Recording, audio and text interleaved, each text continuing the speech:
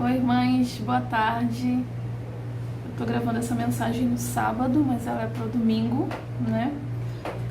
Esse domingo de aleluia, como a gente diz, que é um domingo tão especial pra gente, né? E pra hoje eu escolhi uma mensagem que traz amor pra mim, que traz esperança e eu espero que traga também pra vocês. É um discurso da conferência de 2006 do elder Joseph B. Whitfield, que se chama O Domingo Virá. É um discurso bem conhecido dos membros da igreja, mas mesmo sendo conhecido, mesmo sendo lido muitas vezes, ele sempre me traz esperança. E é isso que eu espero compartilhar com vocês hoje, nesse pequeno tempo. Ele começa dizendo, né, que o pai dele serviu por muito tempo como bispo da ala deles, né? E inclusive ele foi bispo na época da Grande Depressão, no ano de 1930, né? E que raramente ele via que não era bem sucedido que não havia uma família que não era bem sucedida dentro da ala do bispo, que era o pai dele. Isso porque mesmo durante aquela dificuldade toda, né, ele fazia questão de cuidar de cada família individualmente. E que dentro do que ele entendia como bispo, o que é ser um bispo, o pai dele foi um ótimo bispo, né? Fora todos os outros exemplos que ele teve de serviço do pai. Um deles, e essa eu vou ler com vocês, que conta, né, que o presidente Grant, durante uma conferência, chegou para ele e fez um chamado rapidamente, né?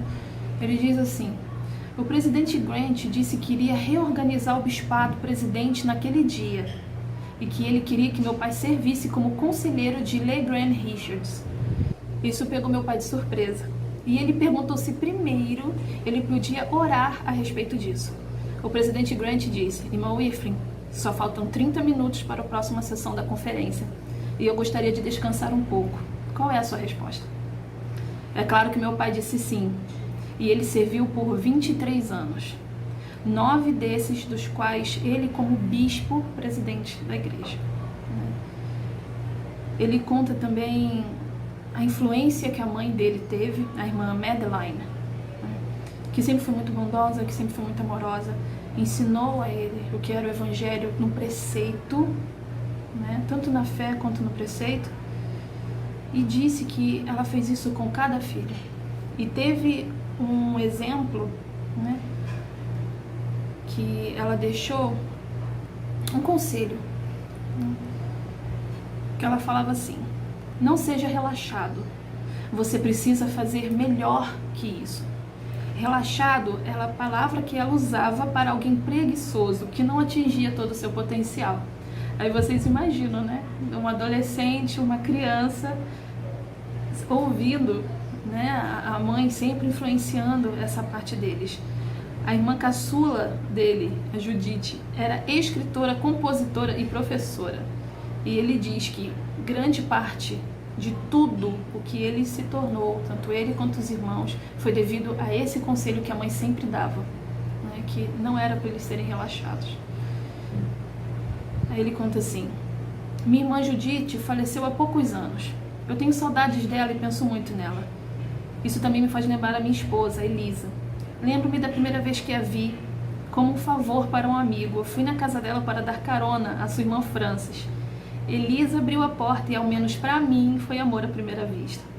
Creio que ela deve ter sentido algo também, porque as primeiras palavras que me lembro que ela disse foram: eu sabia que era tu. Elisa era especialista em inglês.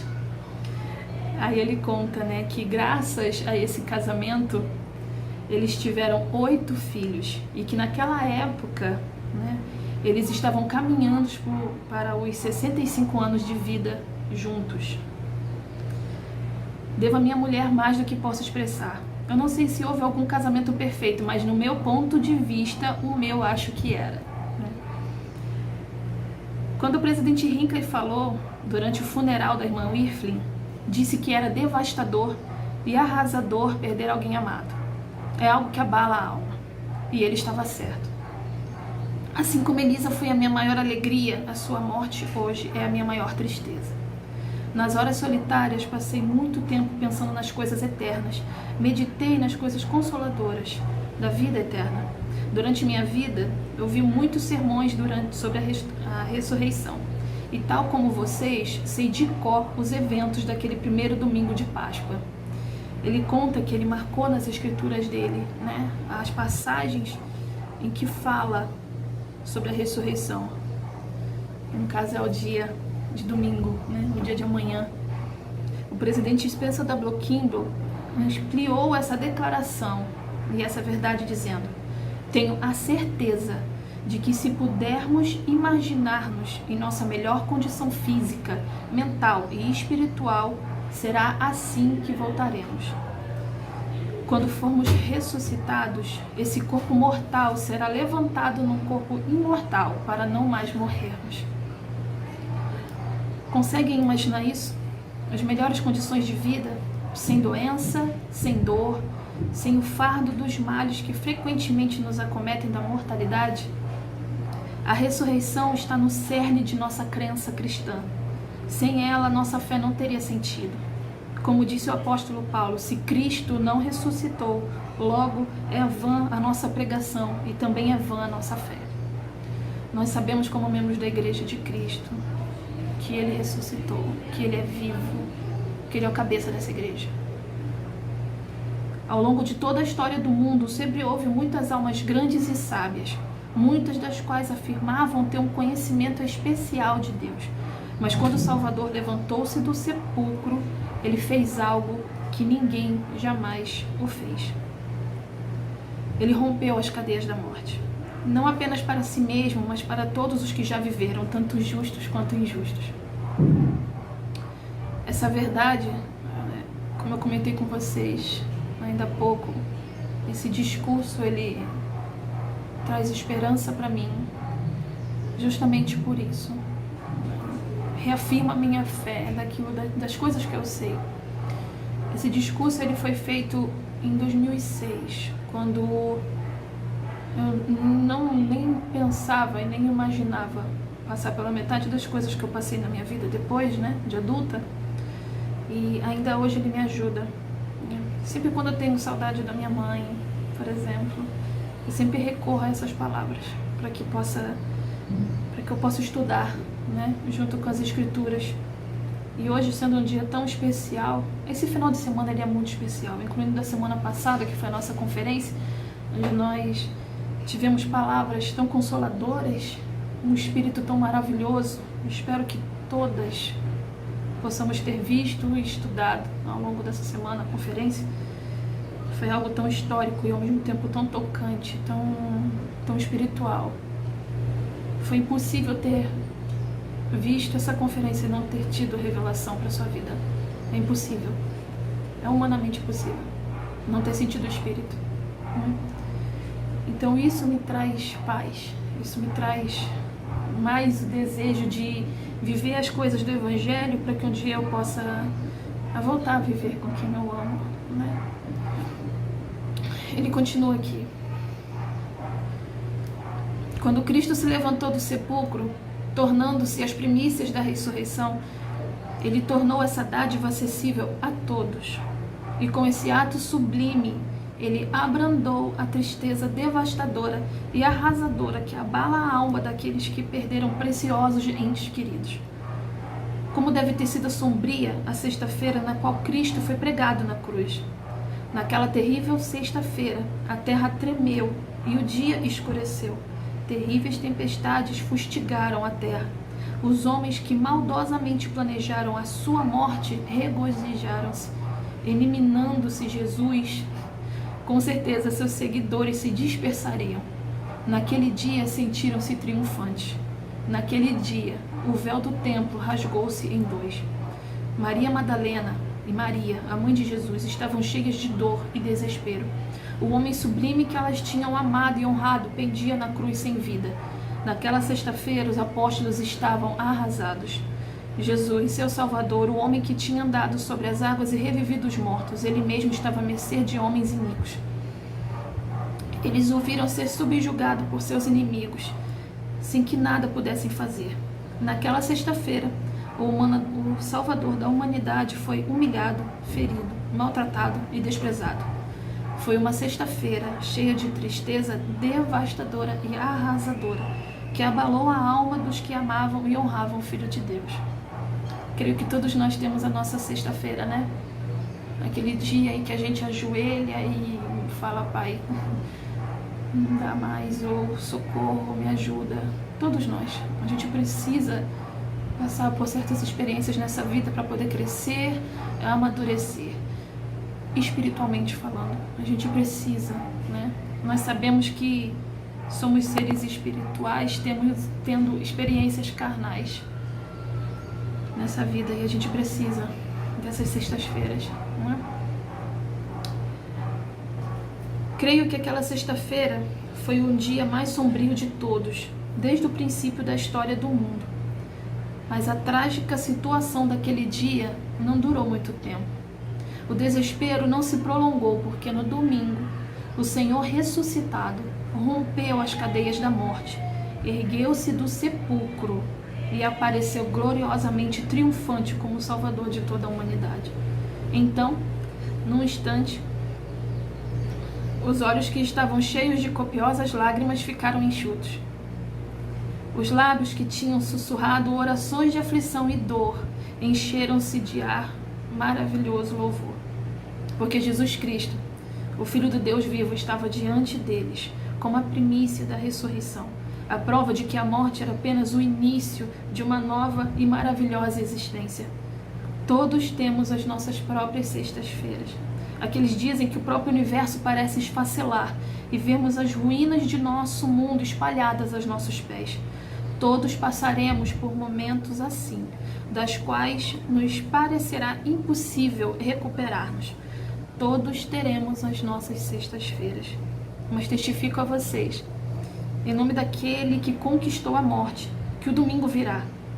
Em meio às trevas de seu sofrimento, o domingo virá. Seja qual for o nosso desespero, seja qual for a nossa dor, o domingo virá.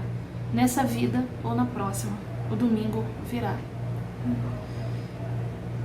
Eu também testifico que, por mais que algumas dores elas sejam até necessárias, porque essa é a verdade, a gente tem a verdade, a gente sabe que a gente precisa passar por muito aqui para poder aprender e sermos dignos de voltar a viver com Ele. A gente sabe disso.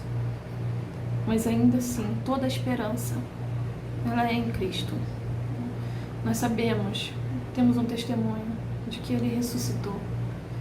E é por essa esperança que a gente vive, né? A gente sabe que nada é em vão. Nada acaba com a morte.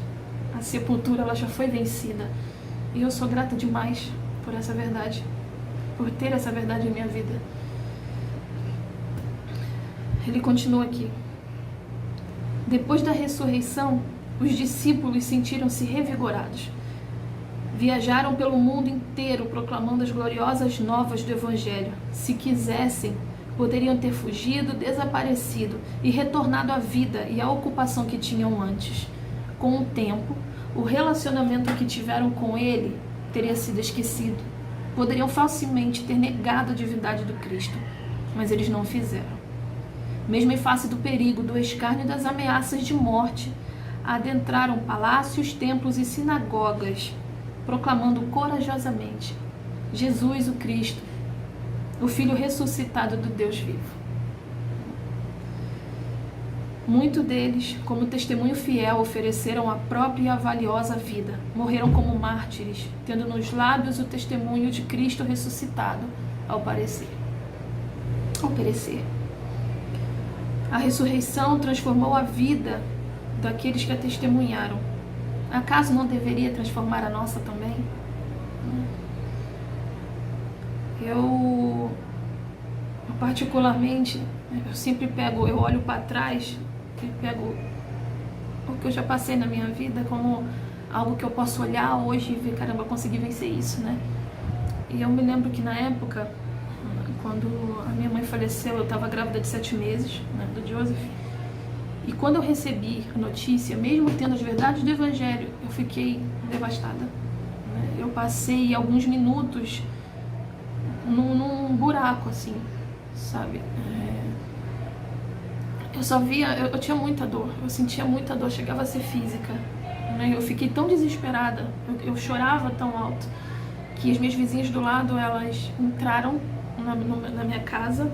Não me lembro como é que elas conseguiram abrir a porta, mas quando eu me lembro eu já estava sentada tomando um copo d'água, sabe? E nisso já tinha se passado alguns minutos.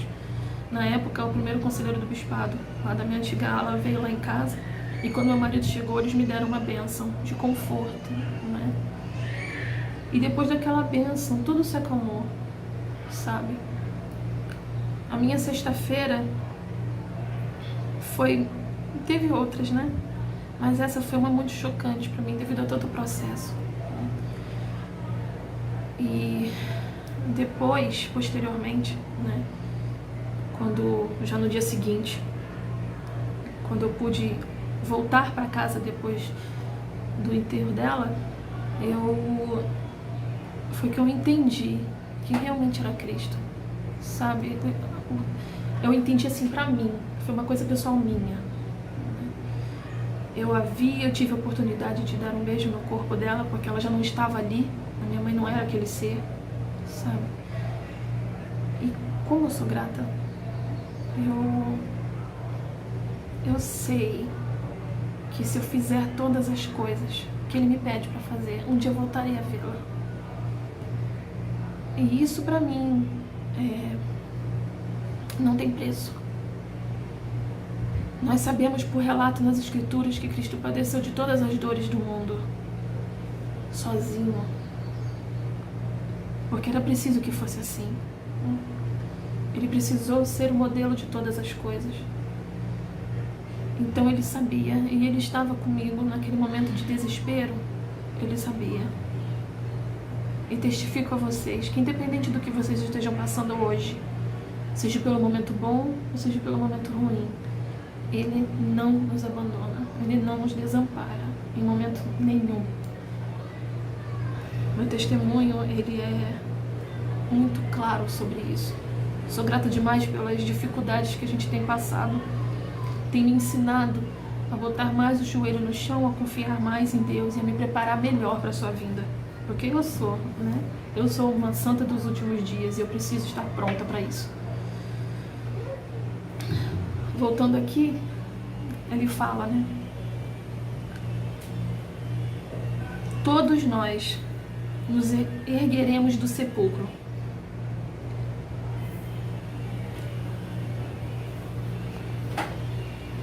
E naquele dia, meu pai abraçará minha mãe.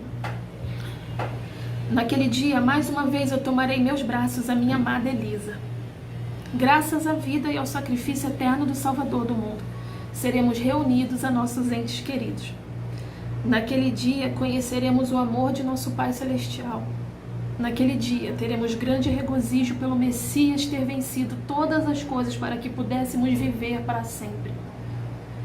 Devido às sagradas ordenanças que recebemos nos templos sagrados, nossa partida dessa breve existência mortal não separa por muito tempo os relacionamentos estreitados por cordões tecidos de laços eternos. É meu solene testemunho que a morte não é o fim da existência. Se esperarmos em Cristo só nessa vida, somos os mais miseráveis de todos os homens. Graças ao Cristo ressuscitado, tragada foi a morte na vitória. Graças ao nosso Redentor, podemos elevar a voz, mesmo estando em nossas sombrias sextas-feiras, e proclamar: onde está, ó morte, o teu aguilhão? Onde está, ó morte, a tua vitória? Quando o presidente Hinckley falou da terrível solidão que advém aos que perderam alguém amado, ele também prometeu que na calada da noite, uma voz mansa e inaudível sussurrará paz à nossa alma, dizendo: tudo bem. Mas eu sou imensamente grata, né, por ter essas verdades na minha vida, por saber, por um testemunho meu, de que Ele vive, de que Ele venceu a morte, e que essa existência ela é só uma pequenina fração do que a gente é. Hoje, caso aí quando vocês verem domingo, né? Esse domingo ele não é só mais um dia na semana, é o domingo de aleluia. Um domingo em que todos aqueles que estavam do outro lado do véu esperavam. E que nós, hoje, que estamos aqui ainda, desse lado, ansiamos e devemos ser gratos, porque foi nesse domingo em que a morte ela foi vencida. Sei, sem sombra de dúvidas, de que Ele é o Cristo, de que a sua misericórdia ela vai além desse véu e é para sempre. Sou muito grata por fazer parte dessa aula hoje. Ele me trouxe para cá, trouxe a mim e a minha família, por algum motivo que a gente ainda está descobrindo, mas sei e tenho sentido o amor de muitos de vocês e sou grata por isso. Obrigada por serem exemplos de verdade do que é serviço e cuidado e amor. É essa aula que eu deixo, essa pequena mensagem, né? Com muito carinho e amor, um beijo em cada uma. Em nome do Salvador Jesus Cristo. Amém.